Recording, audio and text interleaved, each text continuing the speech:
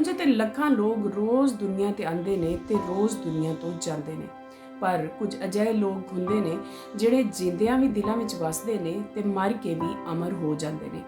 ਅੱਜ ਦੀ ਵੀਡੀਓ ਵਿੱਚ ਇੱਕ ਅਜਿਹੀ ਜੋੜੀ ਦੀ ਮੈਂ ਗੱਲ ਕਰਨ ਲੱਗੀ ਹਾਂ ਜਿਨ੍ਹਾਂ ਦਾ ਨਾਂ ਦੋਵਾਂ ਦਾ ਅਮਰ ਸੀ ਤੇ ਉਹ ਮਰ ਕੇ ਵੀ ਅਮਰ ਹੋ ਗਏ।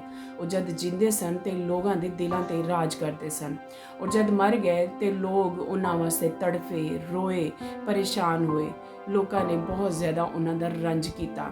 ਇਹ ਵੱਖਰੀ ਗੱਲ ਹੈ ਕਿ ਉਹਨਾਂ ਦੇ ਮਰਨ ਤੋਂ 36 ਵਰਿਆਂ ਬਾਅਦ ਅੱਜ ਇੱਕ ਵਾਰੀ ਫੇਰ ਉਹਨਾਂ ਦੀ ਯਾਦ ਲੋਕਾਂ ਦੇ ਦਿਲਾਂ ਵਿੱਚ ਤਾਜ਼ਾ ਹੋਈ ਤੇ ਅੱਜ ਹਰ ਜ਼ੁਬਾਨ ਤੇ ਉਹਨਾਂ ਲਈ ਇਨਸਾਫ ਦੀ ਆਵਾਜ਼ ਹੈ।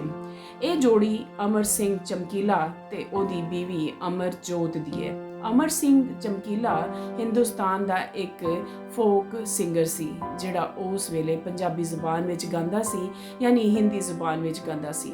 ਅਮਰ ਸਿੰਘ ਆਪ ਲਿਖਦਾ ਸੀ, ਆਪਣੇ ਗੀਤਾਂ ਦੀਆਂ ਧੁਨਾਂ ਆਪ ਬਣਾਉਂਦਾ ਸੀ, ਕੰਪੋਜ਼ ਕਰਦਾ ਸੀ ਤੇ ਫਿਰ ਆਪ ਹੀ ਗਾਉਂਦਾ ਸੀ ਤੇ ਨਾਲ ਉਹਦੀ ਘਰਵਾਲੀ, ਉਹਦੀ ਬੀਵੀ ਅਮਰਜੋਤ ਉਹਦਾ ਸਾਥ ਦਿੰਦੀ ਸੀ ਤੇ ਦੋਵੇਂ ਰਲ ਕੇ ਮੇਲਿਆਂ ਠੇਲਿਆਂ ਤੇ ਅਵਾਮੀ ਇਕੱਠਾਂ ਦੇ ਵਿੱਚ ਪਰਫਾਰਮ ਕਰਦੇ ਸਨ। ਅਮਰ ਸਿੰਘ ਉਸ ਵਕਤ ਸਭ ਤੋਂ ਪਪੂਲਰ ਤੇ ਸਭ ਤੋਂ ਜ਼ਿਆਦਾ ਮਹਿੰਗਾ ਸਿੰਗਰ ਸੀ। ਅਮਰ ਸਿੰਘ ਇੱਕ ਵੱਖਰੇ ਤਰੀਕੇ ਦਾ ਲਿਖਾਰੀ ਸੀ, ਯਾਨੀ ਉਹ ਗੀਤਾਂ ਨੂੰ ਇੱਕ ਨਵੇਂ ਰੰਗ 'ਚ ਲਿਖਦਾ ਸੀ।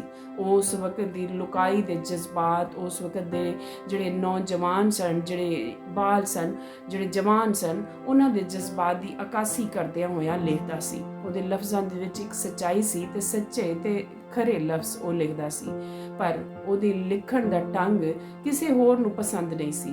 ਯਾਨੀ ਉਸ ਵੇਲੇ ਦੀ ਸਰਕਾਰ ਤੇ ਕੁਝ ਐਸੇ ਕਰਤਾ ਧਰਤਾ ਜਿਹੜੇ ਉਹਦੇ ਲਿਖਣ ਤੋਂ ਨਾਰਾਜ਼ ਸਨ, ਉਹਨਾਂ ਨੂੰ ਉਹਦਾ ਇਹ ਅੰਦਾਜ਼ ਬਿਲਕੁਲ ਚੰਗਾ ਨਹੀਂ ਸੀ ਲੱਗਦਾ।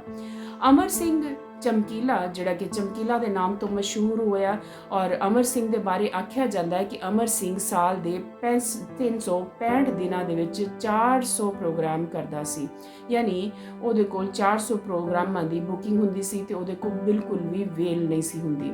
ਲੋਕ ਹੱਥੋਂ ਹੱਥ ਉਹਨੂੰ ਲੈਂਦੇ ਸਨ, ਉਹਨੂੰ ਸੁਣਦੇ ਸਨ ਤੇ ਉਹਦੀ ਡਿਮਾਂਡ ਲੈਂਦੇ ਪੰਜਾਬ 'ਚ ਬਹੁਤ ਜ਼ਿਆਦਾ ਸੀ। ਅਮਰ ਸਿੰਘ ਚਮਕੀਲਾ ਦੀ ਬੀਵੀ ਹਰ ਜਗ੍ਹਾ ਤੇ ਉਹਦੇ ਨਾਲ ਜਾਂਦੀ ਸੀ ਤੇ ਪਰਫਾਰਮ ਕਰਦੀ ਸੀ ਤੇ ਦੋਵਾਂ ਦਾ ਅੰਦਾਜ਼ ਲੋਕਾਂ ਦੇ ਦਿਲਾਂ ਨੂੰ ਬਹੁਤ ਜ਼ਿਆਦਾ ਲੁਭਾਉਂਦਾ ਸੀ। ਲੋਕ ਉਹਨਾਂ ਨੂੰ ਬਹੁਤ ਜ਼ਿਆਦਾ ਪਿਆਰ ਕਰਦੇ ਸੀ, ਪਸੰਦ ਕਰਦੇ ਸੀ। ਸਰਕਾਰ ਵੱਲੋਂ ਜਦੋਂ ਬਹੁਤ ਜ਼ਿਆਦਾ ਪ੍ਰੈਸ਼ਰ ਪਿਆ, ਉਹਨਾਂ ਨੂੰ ਇਹ ਪਰੇਸ਼ਾਨ ਕੀਤਾ ਗਿਆ ਕਿ ਉਹ ਇਹ ਗਾਣੇ ਲਿਖਣਾ ਬੰਦ ਕਰ ਦੇਣ ਜਾਂ ਗਾਣੇ ਛੱਡ ਦੇਣ ਤੇ ਉਸ ਵਕਤ ਚਮਕੀਲਾ ਪਰੇਸ਼ਾਨ ਹੋਇਆ। ਲੇਕਿਨ ਮਜਬੂਰੀ ਵੇਖਦਿਆਂ ਹੋਇਆਂ ਔਰ ਬਹੁਤ ਜ਼ਿਆਦਾ ਮਜਬੂਰ ਕਰਨ ਤੋਂ ਬਾਅਦ ਚਮਕੀਲਾ ਨੇ ਮਾਫੀ ਵੀ ਮੰਗੀ ਤੇ ਕੁਝ ਮਜ਼ਬੀ ਗਾਣੇ ਲਿਖਣੇ ਸ਼ੁਰੂ ਕਰ ਦਿੱਤੇ। ਅਮਰ ਸਿੰਘ ਚਮਕੀਲਾ ਕਿਉਂਕਿ ਰੈਵੋਲੂਸ਼ਨਰੀ ਇੱਕ ਸਿੰਗਰ ਸੀ, ਜਿਸ ਤਰ੍ਹਾਂ ਹਜੇ ਕੁਝ ਦਿਨ ਪਹਿਲੇ ਸਿੱਧੂ ਮੂਸੇਵਾਲਾ ਦਾ ਕਤਲ ਹੋਇਆ ਤੇ ਉਹਦੇ ਗਾਣੇ ਵੀ ਤੁਸੀਂ ਸੁਣੋ ਤੇ ਉਹਨਾਂ ਦੇ ਵਿੱਚ ਵੀ ਇੱਕ ਰੈਵੋਲੂਸ਼ਨਰੀ, ਇੱਕ ਤਹਿਰੀਕ ਸੀ, ਇੱਕ ਸੱਚਾਈ ਦਾ ਪਹਿਲੂ ਨਜ਼ਰ ਆਉਂਦਾ ਸੀ। ਇਸੇ ਤਰ੍ਹਾਂ ਜਿਹੜਾ ਹੈ ਚਮਕੀਲਾ ਦੇ ਗਾਣੇ ਸਨ ਜਿਹੜੇ ਕਿ ਉਸ ਵੇਲੇ ਦੀ ਸਰਕਾਰ ਨੂੰ ਉਹ ਅੰਦਾਜ਼ ਬਿਲਕੁਲ ਪਸੰਦ ਨਹੀਂ ਸੀ। ਸਰਕਾਰ ਵੱਲੋਂ ਕਈ ਵਾਰ ਮਨਾ ਕਰਨ ਦੀ ਵਜ੍ਹਾ ਤੋਂ ਅਮਰ ਸਿੰਘ ਚਮਕੀਲਾ ਨੇ ਆਪਣਾ ਅੰਦਾਜ਼ ਬਦਲ ਲਿਆ ਔਰ ਬਦਲਣ ਦੀ ਕੋਸ਼ਿਸ਼ ਕੀਤੀ। ਪਰ ਜਦੋਂ ਉਹ ਕਿਤੇ ਇਕੱਠਾਂ ਵਿੱਚ ਜਾਂਦਾ, ਮੇਲੇ ਠੇਲਿਆਂ ਵਿੱਚ ਜਾ ਕੇ ਜਦੋਂ ਵੀ ਉਹ ਸਟੇਜ ਤੇ ਪਰਫਾਰਮ ਕਰਦਾ ਤੇ ਲੋਕੀ ਉਹਨੂੰ ਉਹਦੇ ਪੁਰਾਣੇ ਗਾਣੇ ਸੁਣਾਉਣ ਦੀ ਫਰਮਾਇਸ਼ ਕਰਦੇ। ਆਪਣੇ ਸੁਣਨ ਵਾਲਿਆਂ ਦੇ ਸ਼ੌਕ ਤੋਂ ਔਰ ਉਹਨਾਂ ਦੀ ਚਾਹਤ ਔਰ ਮੁਹੱਬਤ ਤੋਂ ਮਜਬੂਰ ਹੋ ਕੇ ਅਮਰ ਸਿੰਘ ਫਿਰ ਉਹ ਗਾਉਣ ਸੁਣਾਉਣ ਤੇ ਮਜਬੂਰ ਹੋ ਜਾਂਦਾ। ਇਸ ਤਰ੍ਹਾਂ ਸਰਕਾਰ ਨੂੰ ਉਹਦਾ ਇਹ ਅੰਦਾਜ਼ ਬਿਲਕੁਲ ਪਸੰਦ ਨਾ ਆਇਆ। ਉਹ ਇੱਕ ਦਲੇਰ ਤੇ ਬਹਾਦਰ ਸਿੱਖ ਸੀ, ਉਹਨੂੰ ਡਰ ਤੇ ਨਹੀਂ ਸੀ, ਲੇਕਿਨ ਚੂੰਕਿ ਪ੍ਰੈਸ਼ਰ ਸੀ ਤੇ ਇਸ ਵਜ੍ਹਾ ਤੋਂ ਉਹਨੇ ਆਪਣਾ ਅੰਦਾਜ਼ ਤੇ ਬਦਲਿਆ, ਪਰ ਲੋਕਾਂ ਦੀ ਮੁਹੱਬਤ ਵਿੱਚ ਉਹ ਕਿਤੇ ਨਾ ਕਿਤੇ ਫਿਰ ਆਪਣੇ ਪੁਰਾਣੇ ਗਾਉਂਦਾ ਸੀ। ਇੱਕ ਦਿਨ ਇਸੇ ਤਰ੍ਹਾਂ ਅਮਰ ਸਿੰਘ ਚਮਕੀਲਾ ਤੇ ਉਹਦੀ ਬੀਵੀ ਅਮਰਜੋਤ ਜਲੰਧਰ ਦੁਪਹਿਰ ਦੇ ਵੇਲੇ ਇੱਕ ਪ੍ਰੋਗਰਾਮ ਕਰਨ ਵਾਸਤੇ ਘਰੋਂ ਨਿਕਲੇ। ਰਾਸਤੇ ਦੇ ਵਿੱਚ ਲੋਕਾਂ ਨੇ, ਕੁਝ ਨਾਮਾਲੂਮ ਲੋਕਾਂ ਨੇ ਉਹਨਾਂ ਤੇ ਗੋਲੀਆਂ ਵਰਸਾ ਕੇ ਉਹਨਾਂ ਨੂੰ ਕਤਲ ਕਰ ਦਿੱਤਾ ਬੇਦਰਦੀ ਦੇ ਨਾਲ। ਦੋਵਾਂ ਦੀ ਲਾਸ਼ ਆਪਣੇ ਪਿੰਡ ਵਿੱਚ ਚਪੜੀ ਤੇ ਲੋਕ ਰੋਣ ਪਿੱਟਣ ਲੱਗ ਗਏ। ਉਸ ਵਕਤ ਉਹਨਾਂ ਦੀ ਮੌਤ ਤੇ ਹਰ ਬੰਦਾ ਪਰੇਸ਼ਾਨ ਸੀ, ਹਰ ਬੰਦਾ ਦੁਖੀ ਸੀ, ਹਰ ਬੰਦਾ ਉਹਨਾਂ ਵਾਸਤੇ ਇਨਸਾਫ ਮੰਗ ਰਿਹਾ ਸੀ, ਲੇਕਿਨ ਉਹਨਾਂ ਦੀ ਸਭ ਦੀ ਆਵਾਜ਼ ਨੂੰ ਦਬਾ ਦਿੱਤਾ ਗਿਆ ਤੇ ਇਸ ਮਾਮਲੇ ਨੂੰ ਵੀ ਦਬਾ ਦਿੱਤਾ ਗਿਆ। ਇਹ ਮਾਮਲਾ ਇੱਕ ਮੁਹਿੰਮਾ ਬਣ ਕੇ ਰਹਿ ਗਿਆ। 8 ਮਈ 1988 ਵਿੱਚ 27 ਸਾਲ ਦੀ ਉਮਰ ਵਿੱਚ ਚਮਕੀਲੇ ਨੂੰ ਮਾਰ ਦਿੱਤਾ ਗਿਆ। ਉਹ ਇੱਕ ਲੁਕਾਈ ਦੀ ਆਵਾਜ਼ ਜਿਹੜੀ ਸੀ ਉਹ ਬੰਦ ਕਰ ਦਿੱਤੀ ਗਈ। ਇਹ ਜ਼ਾਲਿਮ ਮੁਆਸ਼ਰਾ ਹਮੇਸ਼ਾ ਤੋਂ ਇੰਜ ਹੀ ਕਰਦਾ ਹੈ। ਜਦੋਂ ਕੋਈ ਹੱਕ ਸੱਚ ਜਾਂ ਕੋਈ ਤਹਿਰੀਕ ਜਾਂ ਕੋਈ ਰੈਵੋਲੂਸ਼ਨਰੀ ਆਵਾਜ਼ ਕਿਸੇ ਵੀ ਸੂਰਤ ਵਿੱਚ ਬਾਹਰ ਆਉਂਦੀ ਹੈ ਤੇ ਉਹਨੂੰ ਬੰਦ ਕਰ ਦਿੱਤਾ ਜਾਂਦਾ ਹੈ, ਉਹਦਾ ਗਲਾ ਦਬਾ ਦਿੱਤਾ ਜਾਂਦਾ ਹੈ। ਉਹ ਚਾਹੇ ਕੋਈ ਗੁਲੂਕਾਰ ਹੋਵੇ, ਫੋਕ ਸਿੰਗਰ ਹੋਵੇ, ਕੋਈ ਸ਼ਾਇਰ ਹੋਵੇ ਜਾਂ ਕੋਈ ਸਿਆਸਤਦਾਨ ਹੋਵੇ, ਹਮੇਸ਼ਾ ਤੋਂ ਇੰਜ ਹੀ ਹੁੰਦਾ ਆਇਆ ਹੈ। ਚਮਕੀਲਾ ਤੇ ਉਹਦੀ ਬੀਵੀ ਦੀ ਮੌਤ ਤੋਂ ਬਾਅਦ ਇਹ ਮਾਮਲਾ, ਜਿਵੇਂ ਕਿ ਤੁਹਾਨੂੰ ਪਤਾ ਹੈ, ਕਿ ਇੱਕ ਮੁਹਿੰਮਾ ਬਣ ਕੇ ਰਹਿ ਗਿਆ ਤੇ ਅੱਜ 36 ਵਰਿਆਂ ਬਾਅਦ ਇਮਤਿਆਜ਼ ਅਲੀ ਡਾਇਰੈਕਟਰ ਨੇ ਇਸ ਜੋੜੀ ਨੂੰ, ਇਸ ਕਹਾਣੀ ਨੂੰ ਇੱਕ ਫਿਲਮ ਦੇ ਰੂਪ ਵਿੱਚ ਦੁਨੀਆ ਦੇ ਸਾਹਮਣੇ ਲੈ ਆਂਦਾ। ਇਸ ਵਕਤ ਪੰਜਾਬੀ ਫਿਲਮ ਚਮਕੀਲਾ ਨੈਟਫਲਿਕਸ ਤੇ ਹਿੱਟ ਫਿਲਮ ਜਾ ਰਹੀ ਹੈ। ਇਸ ਫਿਲਮ ਦੀ ਬਹੁਤ ਜ਼ਿਆਦਾ ਪਜ਼ੀਰਾਈ ਹੋ ਰਹੀ ਹੈ। ਇਸ ਦੀ ਕਹਾਣੀ, ਇਸ ਦੇ ਗੀਤਾਂ ਨੂੰ ਬਹੁਤ ਪਸੰਦ ਕੀਤਾ ਜਾ ਰਿਹਾ ਹੈ। ਚਮਕੀਲਾ ਦੇ ਵਿੱਚ ਮੇਨ ਕਿਰਦਾਰ ਜਿਹੜੇ ਕਿ ਚਮਕੀਲਾ ਤੇ ਅਮਰਜੋਤ ਦੇ ਕਰ ਰਹੇ ਨੇ, ਉਹ ਹੈ ਨੇ ਦਿਲਜੀਤ ਦੋਸਾਂਝ ਤੇ ਪ੍ਰੀਨੀਤੀ ਚੋਪੜਾ। ਪ੍ਰੀਨੀਤੀ ਚੋਪੜਾ ਦੇ ਮੈਂ ਇੰਟਰਵਿਊ ਸੁਣ ਰਹੀ ਸੀ ਤੇ ਉਹ ਕਹਿ ਰਹੀ ਸੀ ਕਿ ਮੈਨੂੰ ਜਦੋਂ ਇਸ ਫਿਲਮ ਦੀ ਆਫਰ ਹੋਈ ਤੇ ਮੈਂ ਇਹ ਵੀ ਨਹੀਂ ਪੁੱਛਿਆ ਕਿ ਮੈਨੂੰ ਇਹਦੇ ਕਿੰਨੇ ਪੈਸੇ ਮਿਲਣਗੇ ਤੇ ਮੈਂ ਫੌਰਨ ਹਾਂ ਕਰ ਦਿੱਤੀ।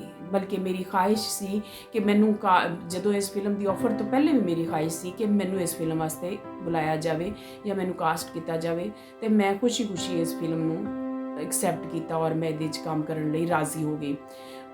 ਪ੍ਰੀਨੀਤੀ ਚੋਪੜਾ ਦੇ ਬਕੌਲ ਅਮਰਜੋਤ ਦਾ ਜਿਹੜਾ ਇੱਕ ਉਹ ਤਰੀਕਾ ਸੀ ਜਾਂ ਜਿਹੜਾ ਇੱਕ ਸਟਾਈਲ ਸੀ ਉਹ ਅਪਣਾਉਣ ਵਾਸਤੇ ਉਹਨਾਂ ਨੇ ਪ੍ਰੈਕਟਿਸ ਕੀਤੀ। ਉਹਨਾਂ ਨੇ ਬਾਕਾਇਦਾ ਉਹਨਾਂ ਗਾਣਿਆਂ ਦੇ ਉਸੇ ਅੰਦਾਜ਼ 'ਚ ਗਾਇਆ। ਉਹਦੇ ਵਾਸਤੇ ਬਹੁਤ ਜ਼ਿਆਦਾ ਉਹਨਾਂ ਨੇ ਪ੍ਰੈਕਟਿਸ ਕਰਕੇ ਤੇ ਫਿਰ ਇਸ ਫਿਲਮ ਦੇ ਵਿੱਚ ਅਮਰਜੋਤ ਦੇ ਰੂਪ ਨੂੰ ਅੱਛੇ ਤਰੀਕੇ ਨਾਲ ਨਿਭਾਉਣ ਦੀ ਕੋਸ਼ਿਸ਼ ਕੀਤੀ।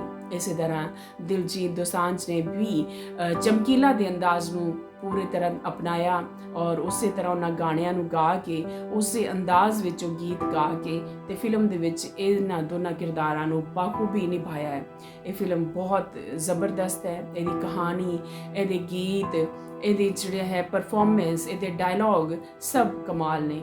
ਤੁਹਾਨੂੰ ਇਹ ਮੌਕਾ ਮਿਲੇ ਤੇ ਇਹ ਫਿਲਮ ਵੇਖੋ ਜ਼ਰੂਰ। ਇਮਤਿਆਜ਼ ਅਲੀ ਸਾਹਿਬ ਦੀ ਇੱਕ ਬਹੁਤ ਅੱਛੀ, ਇੱਕ ਕਲਾਸ ਦੀ ਫਿਲਮ ਹੈ ਔਰ ਯਕੀਨਨ ਅਮਰ ਸਿੰਘ ਚਮਕੀਲਾ ਤੇ ਅਮਰਜੋਤ ਦੇ ਕਤਲ ਤੋਂ ਬਾਅਦ 36 ਵਰਿਆਂ ਬਾਅਦ ਉਹਨਾਂ ਵਾਸਤੇ ਇਨਸਾਫ ਦੀ ਜਿਹੜੀ ਆਵਾਜ਼ ਇਸ ਵੇਲੇ ਉੱਠੀ ਹੈ। ਸਾਰੇ ਲੋਕ ਜਿਹੜੇ ਨੇ ਉਹ ਇਸ ਵਕਤ ਦੀ ਹਕੂਮਤ ਨੂੰ ਇਹ ਮੁਤਾਲਬਾ ਕਰ ਰਹੇ ਨੇ ਕਿ ਇਸ ਮੁਹਿੰਮ ਨੂੰ ਹੱਲ ਕੀਤਾ ਜਾਵੇ ਤੇ ਉਹਨਾਂ ਦੇ ਕਾਤਲਾਂ ਨੂੰ ਸਜ਼ਾ ਦਿੱਤੀ ਜਾਵੇ। ਵੇਖੋ ਇਹ ਸਜ਼ਾ ਹੋ ਸਕਦੀ ਹੈ ਔਰ ਉਹਨਾਂ ਨੂੰ ਇਨਸਾਫ ਮਿਲਦਾ ਹੈ ਜਾਂ ਨਹੀਂ ਮਿਲਦਾ। ਲੇਕਿਨ ਇੱਕ ਗੱਲ ਹੱਕ ਸੱਚ ਹੈ ਕਿ ਸੱਚ ਕਦੀ ਲੁਕਾਇਆ ਨਹੀਂ ਲੁਕਦਾ, ਹੱਕ ਕਦੀ ਮਿਟਾਇਆ ਨਹੀਂ ਮਿਟਦਾ। ਅਗਰ ਤੁਸੀਂ ਅੰਦਰੋਂ ਸੱਚੇ ਹੋ ਔਰ ਤੁਸੀਂ ਲੁਕਾਈ ਦੇ ਖੁਸ਼ੀ ਵਾਸਤੇ ਕੁਝ ਕਰਦੇ ਹੋ, ਲੁਕਾਈ ਵਾਸਤੇ ਆਪਣੇ ਇਰਦ ਗਿਰਦ ਦੇ ਲੋਕਾਂ ਵਾਸਤੇ ਕੁਝ ਕਰਦੇ ਹੋ ਤੇ ਰੱਬ ਤੁਹਾਡੇ ਕੀਤੇ ਨੂੰ ਕਦੀ ਰਾਇਗਾ ਨਹੀਂ ਕਰਦਾ। ਅਮਰ ਸਿੰਘ ਚਮਕੀਲਾ ਦੀ ਮੌਤ ਤੋਂ ਬਾਅਦ, ਉਹਦੀ ਬੁੱਢੀ ਦੀ, ਉਹਦੀ ਬੀਵੀ ਦੀ ਮੌਤ ਤੋਂ ਬਾਅਦ 36 ਵਰਿਆਂ ਬਾਅਦ ਇਹ ਫਿਲਮ ਦਾ ਆਉਣਾ ਇਸ ਗੱਲ ਦਾ ਸਬੂਤ ਹੈ ਕਿ ਕਿਤੇ ਨਾ ਕਿਤੇ ਉਹਨਾਂ ਦੀਆਂ ਰੂਹਾਂ ਜਿਹੜੀਆਂ ਸਨ ਉਹ ਭਟਕ ਰਹੀਆਂ ਸਨ ਔਰ ਇਨਸਾਫ ਮੰਗ ਰਹੀਆਂ ਸਨ ਔਰ ਆਖਿਰ ਇਹ ਵਕਤ ਆ ਗਿਆ ਕਿ ਹੁਣ ਉਹਨਾਂ ਨੂੰ ਇਨਸਾਫ ਮਿਲਣ ਦੇ ਬਹੁਤ ਸਾਰੇ ਚਾਂਸਸ ਨੇ। ਫਿਲਮ ਬਹੁਤ ਅੱਛੀ ਹੈ, ਤੁਸੀਂ ਵੀ ਦੇਖਣਾ ਤੇ ਫਿਰ ਦੱਸਣਾ ਕਿ ਤੁਹਾਨੂੰ ਕੈਸੀ ਲੱਗੀ ਔਰ ਇਹ ਵੀ ਦੱਸਣਾ ਕਿ ਇਹ ਇਨਫੋਰਮੇਸ਼ਨ ਤੁਹਾਨੂੰ ਸੁਣ ਕੇ ਕੈਸਾ ਲੱਗਾ। ਵੀਡੀਓ ਅੱਛੀ ਲੱਗੇ ਤੇ ਲਾਈਕ ਤੇ ਸ਼ੇਅਰ ਕਰ ਦੇਣਾ ਤੇ ਮੇਰੇ ਚੈਨਲ ਨੂੰ ਸਬਸਕ੍ਰਾਈਬ ਜ਼ਰੂਰ ਕਰ ਦੇਣਾ। ਤੁਹਾਡਾ ਸਾਰਿਆਂ ਦਾ ਬਹੁਤ ਸ਼ੁਕਰੀਆ।